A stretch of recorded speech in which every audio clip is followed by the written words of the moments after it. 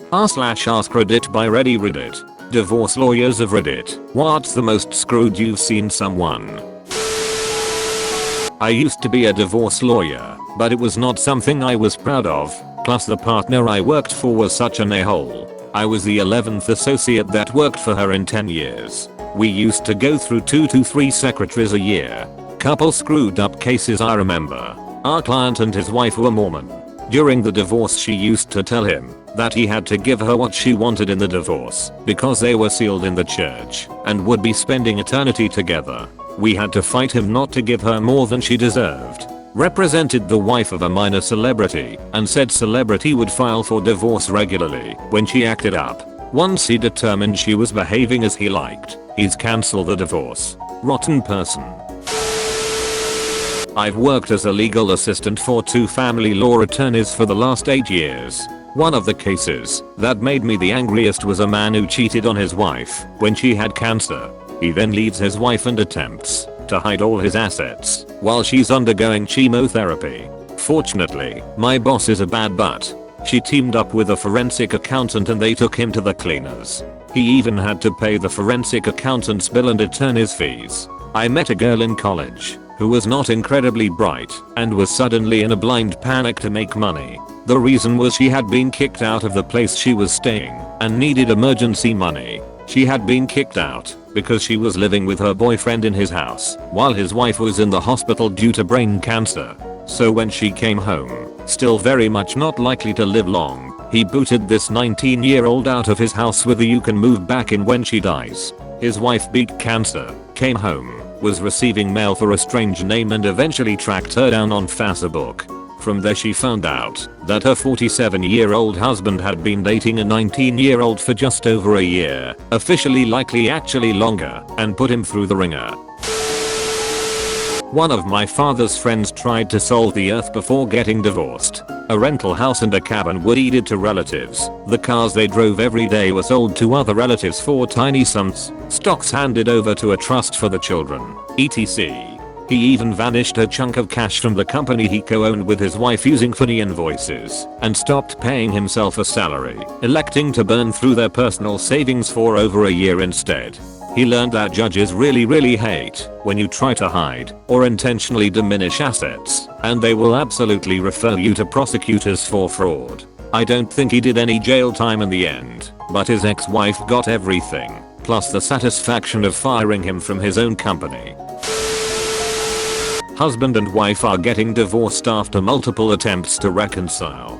Husband is an attorney, though not family law. One of the attempted reconciliations includes wife losing some weight and sending husband some sexy/naked pictures. Once divorce litigation started, husband sent these pictures to wife's minister father asking if he knew what a WH*RE he raised. During litigation, husband also drove around at night with their 2 small children in the car to find wife's car at a friend's house and pour airplane acid. Yeah, apparently it's a thing all over wife's hood. I'm not a divorce lawyer, but we once went to our open court with uni, and it was a divorce case. Our whole class was there watching them get divorced. It was a Dutch business guy and his Eastern European wife. She was talking about how he forced her to do anal and BDSM against her will and stuff. Their children were also there watching, and I remember feeling so bad for the kids. They were like 12/15, and not only did they have to watch their parents divorce, they had to hear about their father's fetishes that he forced on their mother, while an entire class of uni students was watching along gasping like we were watching a ducking movie. The lady was crying while she was talking about all his fetishes that she absolutely hated. Judge asked if he ever was violent, and she said he slapped me on my face and but only during sex, but I didn't want it. I remember seeing their 15-year-old daughter, completely red face and eyes filled with tears that she tried to hold in. Looked like she wanted to bury her head into the sand. Felt so terrible for that girl. Meanwhile, the girl next to me kept pushing her leg against mine every time this lady spoke a word like "OMG, did you hear that stuff?"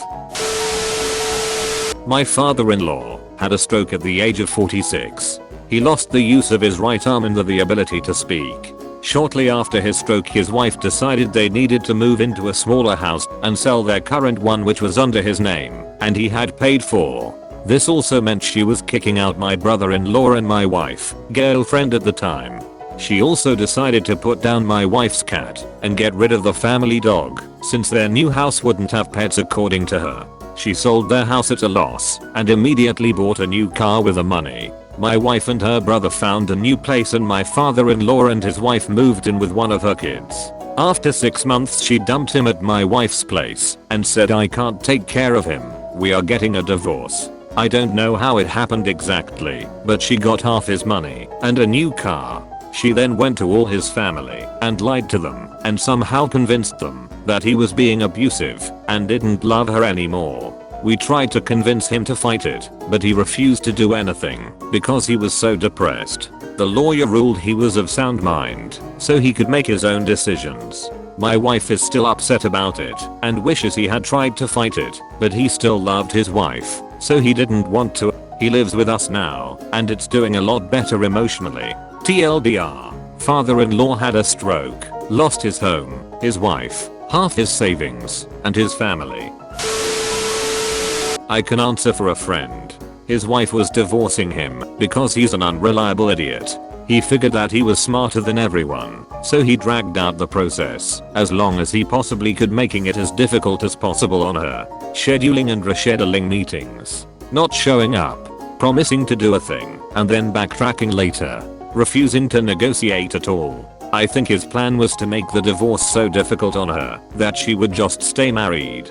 He was also doing all this pro SE, so her lawyer had to deal directly with him.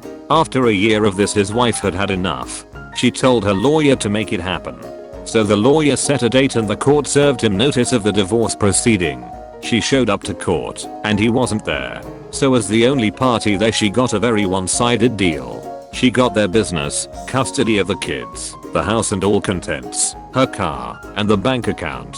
He got his car, his clothes, and half the proceeds of the sale of the house when she decides to sell it. That's it. He found out about this when he called the court a week after it happened. What had happened is her lawyer served the divorce notice to an address in a different town with a similar name. Normally this would have been caught by his attorney, who would have received notice directly from the court, but since he had no attorney, there was no one other than him that the court could send it to. He finally hired a lawyer and tried to get the settlement tossed, as he claimed he was never served, but the judge said there was nothing he could do. Edit. I have relayed this as best I can, and as it was told to me. Most of the details come from my friend, the protagonist in this narrative, so YMMV did look up the public court records, and they appear to corroborate the events in as much as can be determined.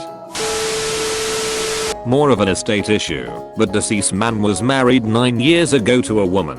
These are what I call late in life marriages, where a woman with nothing marries a retired man with a house, retirement income, and time to vacation.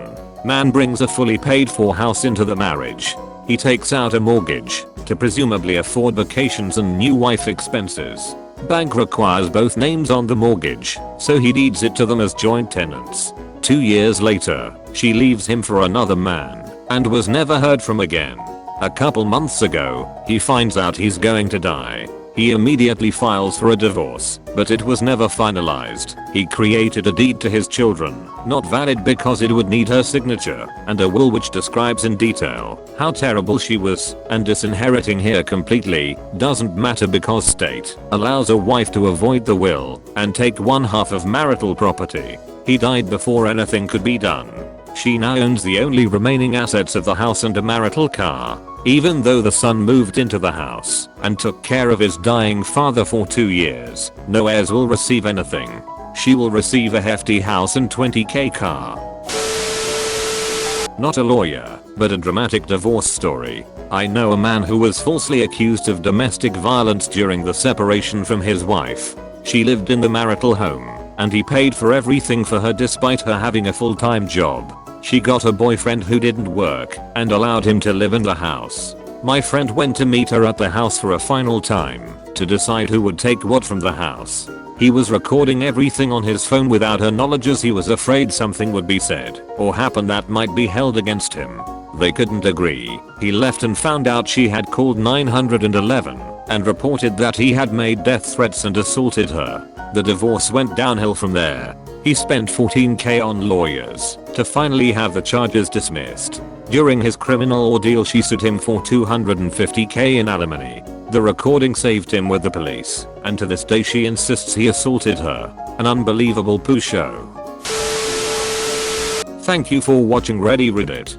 Don't forget to like and subscribe for more r/AskReddit videos. Share your stories in the comments section below.